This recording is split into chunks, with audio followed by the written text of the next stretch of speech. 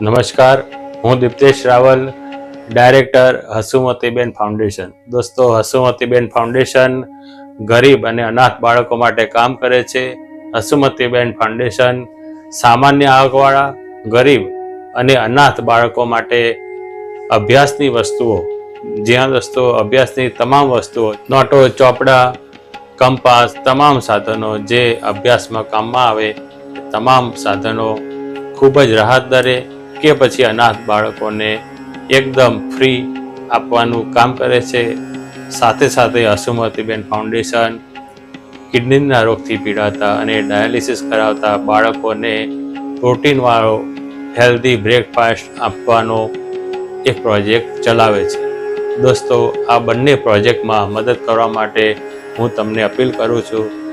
દોસ્તો, આપણા દેશમાં કેટલાય બાળકો ડાયાલિસિસ ઉપર છે અને ડાયાલિસિસ ઉપર જે બાળકો છે એમાંથી કેટલાય બાળકો કિડની ડોનેશનની રાહ જોતા મૃત્યુ પામતા હોય છે. દોસ્તો, આ મૃત્યુનો રેટ તમારે ઓછો કરવો હોય તો આપણે સાથે મળીને એમને જો પ્રોટીનવાળો બ્રેકફાસ્ટ આપી શકીએ તો આ મૃત્યુનો રેટ ઓછો થઈ શકે છે. સાથે સાથે આપણા દેશમાં કેટલાય બાળકો પૈસાના અભાવે અભ્યાસ છોડી દેતા હોય છે. આ બાળકોનો અભ્યાસ જો ચાલુ રહે તો આપણા દેશને ખૂબ મોટી મદદ થઈ શકે એવું છે અને આ મદદ આપણે ભેગા મળીને કરવાના છીએ. દોસ્તો, મેં એક ઇનિશિયેટિવ લીધું છે અને આ ઇનિશિયેટિવને ટેકો આપીને આપણા દેશને સમૃદ્ધ કરવાનો, આપણા દેશના બાળકોને ઉપર લાવવાની જવાબદારી સમાજની એટલે કે તમારી છે.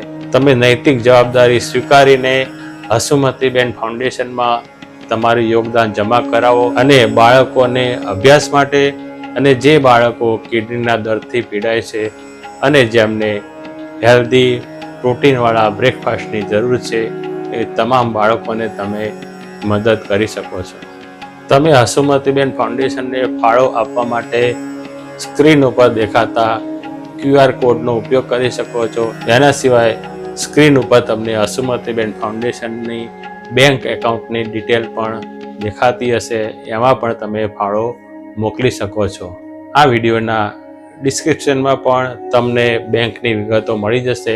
તો દોસ્તો, તમે NEFT, RTGS કે કોઈ પણ પદ્ધતિથી હસુમતીબેન ફાઉન્ડેશનને ફાળો મોકલી શકો છો.